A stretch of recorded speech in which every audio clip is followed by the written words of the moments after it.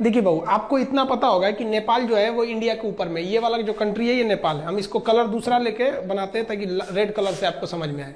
ये जो है ये नेपाल है। नेपाल एक लैंडलॉक कंट्री है। लैंडलॉक उसे कहते हैं जो चारों ओर से भूमि से घिरा हो, और ये एक बफर देश है। बफर देश उसे कहते हैं जो दो बड़े देशों के बीच का एक छोटा देश होता है, बफर देश। तो जब नेपाल में ये नेपाल पहले बहुत ही शक्तिशाली हो गया था। मुगलों के पतन के बाद नेपाल के गोरखा शासक बहुत ही योद्धा थे, वो लोग बहुत ही वीर हो गए थे। उन लोगों ने ये नेपाल की ये जो सीमा है इससे आगे निकल गए। ये क्या किए, नेपाल में इसके अलावे ये लोग सिक्किम को भी ये लोग कब्जा कर लिए। ये वाला एरिया सिक्किम है, सिक्किम को कब्जा कर लिए। सिक्किम के साथ साथ नीचे का ये तराई एरिया है, ये जो तराई एरिया है ये अवध का था। तो नेपाल के शासकों ने अवध का एरिया भी कब्जा कर लिया। फिर ये आगे बढ़ के ये कुमायूं, उत्तराखंड का इधर का एरिया है कुमायूं, कुमायूं को कब्जा कर लिया। इधर गढ़वाल को कब्जा कर लिया। कुमायूं और गढ़वाल को मिला देते हैं तो उत्तराखंड हो जाता है। इन दोनों को कब्जा कर लिया। और यहाँ थी सतलज नदी, सतलज नदी, और ये थी तीस्ता नदी। तो नेपाल की जो सीमा बन गई वो सतलज नदी से लेकर कहाँ तक हो गई, ये तीस्ता नदी तक हो गई। ये यहाँ टी लिख देते हैं, तीस्ता, एस फॉर सतलज। सतलज से तीस्ता नदी के बीच में इनकी क्या हो गई, सीमा बन गई। इतना लंबा इनका क्षेत्र हो गया। इन बढ़ते साम्राज्य को देखते हुए ब्रिटिशर्स, उस समय तो हम लोग स्वतंत्र थे नहीं, इंग्लैंड का कब्जा था हमारे ऊपर, तो जो ब्रिटिशर्स थे सब इंग्लैंड वाले, उन्होंने इसके साथ युद्ध कर दिया। उस युद्ध को कहते हैं एंग्लो नेपाल वार, आंग्ल नेपाल युद्ध। यह युद्ध चला 1814 से लेकर 1816 के बीच में। इस युद्ध में गोरखा बहुत वीरता से लड़े, लेकिन अंग्रेजों का हथियार अच्छा था, उनकी स्ट्रेटजी अच्छी थी। अंततः अंग्रेजों की जीत हो गई और 1816 में एक संधि साइन हुआ। उस संधि यानी समझौते का नाम था सुगौली की संधि। अब आपसे क्वेश्चन ये पूछ सकता है कि सुगौली की संधि कब साइन हुई थी। तो देखिए, सुगौली की संधि साइन हुई थी 1815 में, याद रखिएगा। और वो इम्प्लीमेंट यानी कब उसको अमल में लाया गया, कब से वो लागू हो गया, तो वो 1816 से। तो आप 1816 ही याद रखिएगा क्योंकि उसी दिन से वो लागू हुआ था। एक क्वेश्चन और पूछता है कि सुगौली कहाँ पे है, तो सुगौली बिहार के चंपारण में है। यहीं पे समझौता हुआ था गोरखा और अंग्रेजों के बीच में। इस समझौते के तहत कुछ बातें कही गई थी, उसको समझिए। इस समझौते के तहत कहा गया कि गोरखा लोगों ने जो गढ़वाल जीता है वो अंग्रेजों को वापस करे, कुमायूं वापस करे, तराई का क्षेत्र वापस करे, सिक्किम वापस कर दे। तो जब ये वापस कर देगा तो नेपाल की तो सीमा बदल जाएगी। अब सतलज से तीस्ता थोड़ी रहेगी जब ये वापस कर देगा। तो तब नेपाल की एक नई सीमा का निर्धारण किया गया जिस पर लेकर अभी विवाद चल रहा है। तो उस सीमा का नाम क्या है, तो समझते हैं हम लोग। आंग्ल नेपाल युद्ध में जब नेपाल की पराजय हुई तो अंग्रेजों ने नेपाल के लिए सीमा का निर्धारण कर दिया।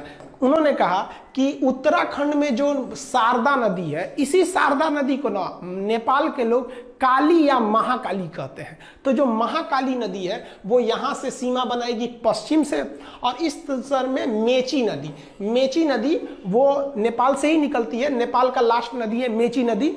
ये मेची नदी नेपाल से निकलकर बिहार के किशनगंज, इधर पे जिला है किशनगंज, किशनगंज में महानंदा नदी से वर्तमान में मिल जाती है।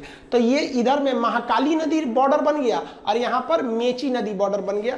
इन्हीं के बीच में क्या हो गया भैया, नेपाल हो गया। और नीचे में त्रिवेणी, आप पता होगा बिहार के चंपारण में त्रिवेणी बांध है, तो नीचे में त्रिवेणी नदी। तो ये नीचे का एरिया था, वो विवाद का कारण नहीं है। वर्तमान विवाद का काम महाकाली नदी। तो आप समझ गए। अब बात समझते हैं ये क्या चीज है, काला पानी और ये लेपुलेख विवाद, इस सब के बारे में। तो इतना समझे। अब नेक्स्ट स्लाइड में हम समझते हैं, ध्यान से समझिएगा। ये जो ट्रीटी थी, ट्रीटी को अगर आप ध्यान से देखेंगे इस पे, तो हम आपको समझा दिए थे।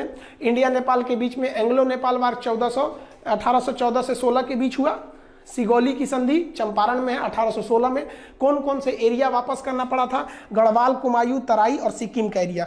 नदी कौन कौन सी हो गई, महाकाली नदी से लेके, महाकाली नदी यहाँ से, और इधर में मेची नदी के बीच में ये हो गया था।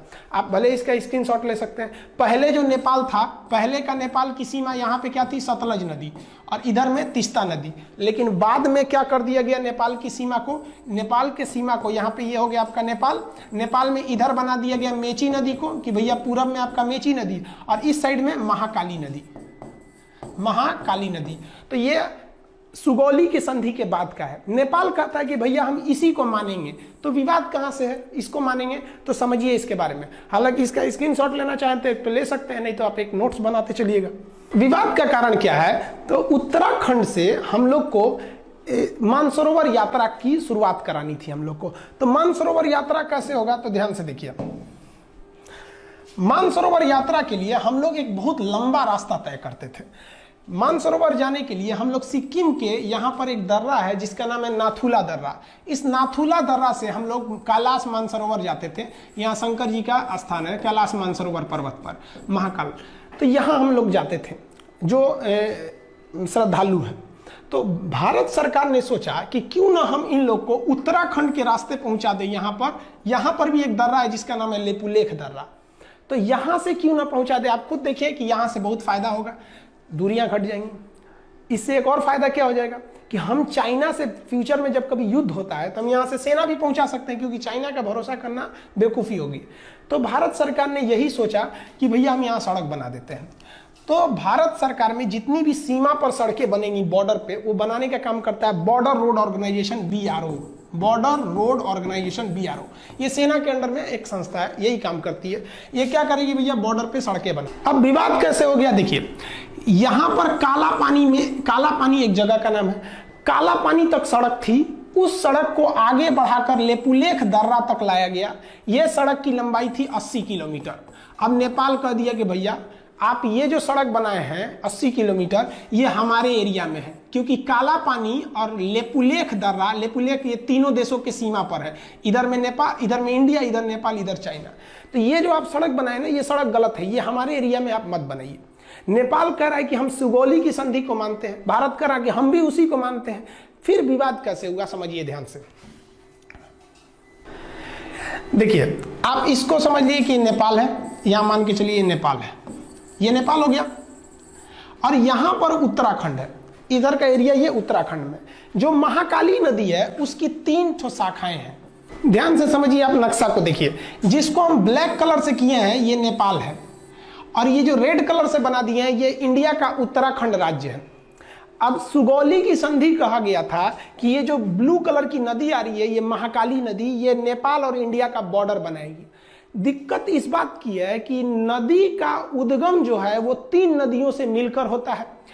एक इधर वाले का नाम है लिम्पियाधुरा, इधर जो है लिम्पियाधुरा, तो सबसे इधर वाला एरिया है लिम्पियाधुरा, इधर में हो गया काला पानी, और सबसे लास्ट में है लेपुलेख, सबसे लास्ट में लेपुलेख। इंडिया कहता है कि जो महाकाली नदी शुरू हो रही है वो लेपुलेख से शुरू हो रही है। कहां से शुरू हो रही है, लेपुलेख से। इसलिए लेपुलेख से जब ये शुरू हो रही है तो इधर का पूरा एरिया मेरा हो गया। नेपाल क्या कह रहा है ससुरा कि जो महाकाली नदी शुरू होती है वो लेपुलेख से नहीं शुरू होती है। नेपाल कहता है कि यह लिम्पियाधुरा से शुरू होती है। लिम्पियाधुरा से जब शुरू होती है तो ये बॉर्डर होना चाहिए। यानी सारा का सारा झमेला ये इसी एरिया के लिए, ये हल्का सा जो एरिया इसको हम दूसरे किसी कलर से कर देते हैं, ये एरिया से विवाद है। सारा विवाद इसी एरिया को लेकर हो रहा है। अब आपको बता दें कि ये जो एरिया है, इस एरिया पर पहले से कब्जा इंडिया का है। ये जो ट्राई जंक्शन है तीनों का एरिया, इस पर अधिकार पहले से इंडिया का है। तो नेपाल कह रहा है कि भैया मेरा है, आप खाली करिए। नेपाल को ये गर्मी कहाँ से है भैया, इतना जुनून जो कभी हमसे आंख मिला नहीं सकता था, आज इतना बढ़ के बोलने लगा। समझिए इसके बारे में। तो ये समझ गए, बॉर्डर रोड ऑर्गेनाइजेशन ने एक न्यू सड़क बनाई थी। कहां से, काला पानी से लेपुलेख तक 80 किलोमीटर। किस लिए, मानसरोवर यात्रा पर जाने के लिए। अब नेपाल ने एक नया नक्शा लगा दिया। नेपाल ने अपने नए नक्शा में लिम्पियाधुरा को, काला पानी और लेपुलेख, यानी ये पूरे एरिया को अपने नक्शा में दिखा दिया कि भैया ये पूरा एरिया नेपाल का है। इसने अपने नक्शा में दिखा दिया। इंडिया ने कहा भैया हम ये नक्शा को नहीं मानते, ये नक्शा गलत है। वो कहता कि नहीं, आप मानिए क्यों नहीं, ये सुगौली की संधि 1816 की बात है। तो आप समझ रहे हैं ना, वो उद्गम से एक झमेला है कि कहाँ से माना जाता है यहाँ पर। अब थोड़ा समझिए नेपाल ऐसा क्यों कर रहा है। नेपाल में अभी जो सरकार है वो सरकार है नेपाल कम्युनिस्ट पार्टी की। जैसे अपने यहाँ भारत में बीजेपी की सरकार है, उसी तरह फिलहाल नेपाल में नेपाली कम्युनिस्ट पार्टी है। ये चाइना की कम्युनिस्ट पार्टी से बहुत मैच करती है, दोनों की विचारधारा मैच करते हैं, इसलिए ये चाइना की ओर बहुत बह रहे हैं। और उसके प्राइम मिनिस्टर हैं KP शर्मा ओली। ये तो समझिए कि एकदम बैठे हैं चाइना की गोद में जाने के लिए तैयारी में। इनको समझ नहीं आ रहा है कि चाइना इनको बर्बाद करेगा। चाइना किसी को भी अपने डेफ्ट ट्रैप में बिछा लेता है, यानी कर्जा देकर उनको फंसा लेता है। इतना ना कर्जा दे देता है औकात से ज्यादा कि ये कर्जा चुका नहीं पाते हैं।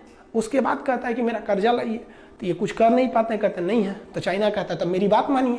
यही चाइना करना चाहता है किनके साथ? नेपाल के साथ। इनको शर्म नहीं आ रही, समझ में भी नहीं आ रहा है और शर्म भी नहीं आ रही है।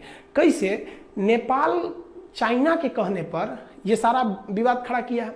और हद तब हो गया जब कल नेपाल के prime minister KP Sharma Oli ने क्या कहा, India spread corona virus in Nepal, यानी भारत के लोग नेपाल में कोरोना वायरस फैला रहे हैं। सोचिए, भारत के लोग फैला रहे हैं, हद हो गया भाई। हिंदुस्तान ने नेपाल को 2 लाख टैबलेट दिया था हाइड्रोक्सीक्लोरोक्विन का, 2 लाख टैबलेट दिया था नेपाल को पैरासीटामोल का, और वो भी उससे पैसे नहीं लिया था, गिफ्ट में दे दिया था कि भैया आप हमारे पड़ोसी हैं। और अमेरिका को हम लोगों ने पैसे में बेचा था। उस गिफ्ट का नतीजा ये है कि हम लोग कोरोना वायरस फैला रहे हैं। और क्या बोला केपी शर्मा ओली ने कि Indian corona is more lethal. Lethal मतलब होता है खतरनाक। मतलब इंडिया का जो कोरोना वायरस है वो अमेरिका, इटली और चाइना के वुहान वाले कोरोना से ज्यादा खतरनाक है। हद है भैया आपका। ये है केपी शर्मा ओली, इनको समझ में नहीं आ रहा है। तो आप ये समझे ना कि लिम्पियाधुरा का मेन विवाद क्या है। लिम्पियाधुरा उत्तराखंड के पिथौरागढ़ जिला में आता है। ये समझ में आ गया आपको। अब आगे समझाते हैं और क्या चीज है। इसका स्क्रीनशॉट लेना चाहे तो ले सकते हैं।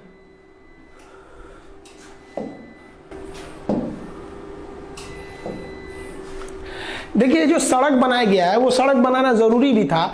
हमारे जो श्रद्धालु कैलाश मानसरोवर यात्रा जाते हैं, आप उनका स्थिति देखिए, कितने दुर्गम इलाके में जाते हैं, दुर्घटना हो जाती है। और भी आप देखिएगा तो इस एरिया में क्या हालत है सड़क का। आप देखिए कितनी गहरी खाई है। इतनी गहरी खाई में ये लोग, हम लोग की यात्रा करनी पड़ती है। ये मतलब जो कैलाश मानसरोवर की यात्रा पे जो श्रद्धालु जाते हैं उन पे, तो ये सड़क बनाना एक तरह से जरूरी भी तो था। तो बॉर्डर रोड ऑर्गेनाइजेशन ने पहाड़ तोड़ के सड़क बनाया। देखिए, इतना आसानी से सड़क नहीं बनते हैं। ये पहाड़ तोड़ के सड़क बनाया और बनने के बाद नेपाल कह रहा है कि भैया ये एरिया हमारा है, आप खाली कर दीजिए। तो थोड़ा हम अब हम ये समझते हैं कि इंडिया को नेपाल के साथ क्या करना चाहिए। हर चीज का एक कंक्लूजन होना चाहिए। तो देखिए उसके बारे में। देखिए, पहला तो इस मुद्दे को हमें नॉर्मली डेलीगेट बेसिस पे कूटनीतिक तौर पे सुलझा लेना चाहिए। कूटनीतिक मतलब होता है बातचीत करके अधिकारियों के द्वारा इस मामले को सुलझा लेना चाहिए। क्यों? क्योंकि हम अपने दोस्त बदल सकते हैं, पड़ोसी नहीं बदल सकते हैं। दोस्त तो बाद में आते हैं, पड़ोसी तो बगल में रहते हैं। अगर हम अपने पड़ोसी से ही दोस्त की तरह व्यवहार रखेंगे तो ज़्यादा अच्छा रहेगा। तो इंडिया इसीलिए नेपाल को समझाता है, लेकिन ये समझ नहीं रहे हैं। तो चलिए एक हम दिखाते हैं। नेपाल के साथ इंडिया ने ट्रेलर दिखाया था 2015 में। 2015 में मधेसिया विवाद था। इंडिया के कुछ मधेसिया जाति के लोग नेपाल में बसे हैं। नेपाल उन लोग का ध्यान नहीं रख रहा था। इंडिया ने भी क्या किया, तो ध्यान से देखिएगा। नेपाल का जो बॉर्डर शेयर होता है इंडिया के साथ, ये मैदानी क्षेत्र है। यहाँ ट्रक वगैरह जा सकते हैं, इस रास्ते से ट्रक वगैरह जा सकते हैं। लेकिन ये वाला एरिया पूरी तरह पहाड़ है और बड़े बड़े पहाड़ हैं। माउंट एवरेस्ट भी उसी साइड में है, बड़े बड़े। तो चाइना से इधर आना बड़ा मुश्किल हो जाता है। इसलिए चाइना हो गया या कोई भी हो गया, वो अपना सामान अगर चाहते हैं कि नेपाल को बेचे, तो वो नेपाल को बेचने के लिए वो सामान को चाइना से वो कलकत्ता बंदरगाह पे उतार देते हैं और कलकत्ता बंदरगाह से ट्रक के रास्ते इसको नेपाल पहुंचा दिया जाता है। इसका मतलब नेपाल पूरी दुनिया से अगर चाहता है जुड़े, तो उसके लिए 2 ही रास्ते हैं, या तो भारत या तो चाइना। अब समझिए भारत और चाइना में क्या प्रॉफिट है उसको। अगर कोई आलू आप नेपाल भेजते हैं इंडिया के रास्ते, तो ट्रांसपोर्ट को जोड़कर अगर खर्चा निकालिएगा तो 1 किलो आलू अगर 10 रुपया है, तो नेपाल पहुंचते पहुंचते वो 10 रुपये किलो का आलू 12 रुपये किलो हो जाएगा, क्योंकि यहाँ ट्रक वगैरह का भाड़ा भी जोड़ना है। लेकिन वही आलू जो 10 रुपये किलो अगर आप चाइना की ओर से भेजिएगा, तो ये आलू 250 रुपये किलो हो जाएगा। इतना भयानक इधर मतलब पहाड़ है, सबकी जा ही नहीं पाएंगे आप यहाँ पे। तो इसलिए नेपाल को भी सोचना चाहिए कि भैया अगर भारत ने यहाँ से ब्लॉक कर दिया तो हालत खराब हो जाएगा। 2015 में भारत ने यहाँ से ब्लॉक कर दिया था, 2 महीने तक ब्लॉक कर दिया। 2 महीने में नेपाल का ये हाल हो गया कि नेपाल के जहाजों के पास पेट्रोल नहीं था। वो नेपाल के प्रधानमंत्री बोले थे कि कोई भी जहाज अगर नेपाल में आता है ना, तो आप वो जहाज का पेट्रोल लेके आइएगा, हमारे यहाँ पेट्रोलों नहीं बचा हुआ है। ये हाल हो गया है नेपाल का। तो अगर इंडिया ब्लॉकेज लगा देता है तो नेपाल कहीं का नहीं बच पाएंगे। तो नेपाल को भी सोचना चाहिए कि हम ये ट्राई जंक्शन जो है, जिसे वो लिम्पियाधुरा को मान रहा है, हम लेक को छोड़ ही नहीं सकते हैं, एकदम कंफर्म छोड़ नहीं सकते हैं। और ये नरेंद्र मोदी बैठे हैं प्रधानमंत्री, कश्मीर छोड़वे नहीं किए, लोग कूद रहे थे पाकिस्तानी, ये वो लेपुलेख छोड़ेंगे यहाँ पे। इनका भी दिन खराब चल रहा है, विनाशकालीन विपरीत बुद्धि। आप समझदार हैं, आप भी समझते हैं ये सब चीज़ों के बारे में। तो ये टोटल ट्राई जंक्शन का विवाद था। आप होप आप समझ गए होंगे काला पानी। तो काला पानी, लेपू लेक, लिम्पियाधुरा, ये एरिया जो है ये कहाँ पर है? पिथौरागढ़ उत्तराखंड में है।